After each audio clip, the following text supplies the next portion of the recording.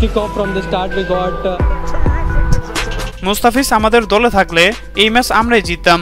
শ্বাসরুদ্ধকর ম্যাচে বেঙ্গালুরুর বিপক্ষে হেরে গিয়ে মুস্তাফিজকে নিয়ে কান্নাজড়িত কণ্ঠে একই বলল অধিনায়ক ঋতুরাজ গাইকোয়াদ, যা মুহূর্তে ভাইরাল। দর্শক, আজ প্লে অফে ওঠার বাঁচা মারার ম্যাচে মুখোমুখি হয়েছিল দুই শক্তিশালী দল চেন্নাই সুপার কিংস এবং রয়্যাল চ্যালেঞ্জার্স বেঙ্গালুরু।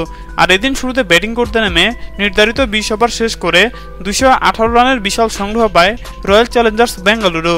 আর 219 রানের লক্ষ্য তাড়া করতে নেমে বেঙ্গালুরু বোলারদের দুর্দান্ত বোলিংয়ে শুরু থেকেই একের পর এক উইকেট হারিয়ে রীতিমতো দিশারা হয়ে পড়ে চেন্নাই সুপার কিংসের ব্যাটাররা।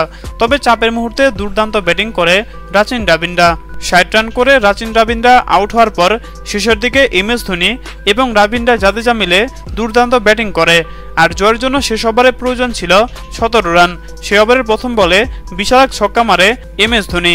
তারপর জয়ের জন্য 5 বলে প্রয়োজন ছিল 11 রান, কিন্তু দুর্ভাগ্যবশত দ্বিতীয় বলে আউট হয়ে যায় MS ধোনি। এরপর শেষ পর্যন্ত জয়ের জন্য 2 বলে প্রয়োজন ছিল 10 রান। ব্যাটিং বান্ধে ছিল 20 বলে 42 রান করা রাবিন্দ্রা জাদেজা, কিন্তু দুর্ভাগ্যবশত পঞ্চম বলে ব্যাটে বলে লাগাতে পারেনি এই ব্যাটার।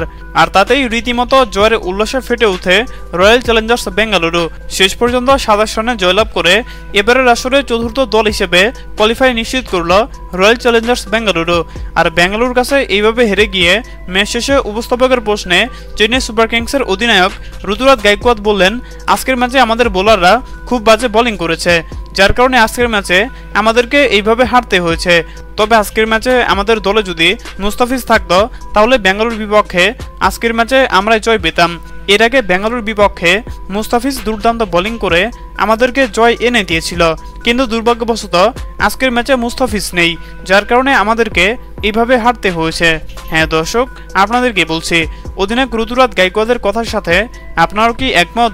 জানিয়ে দিন আপনাদের গুরুত্বপূর্ণ মতামত আমাদের কমেন্ট বক্সে। ধন্যবাদ।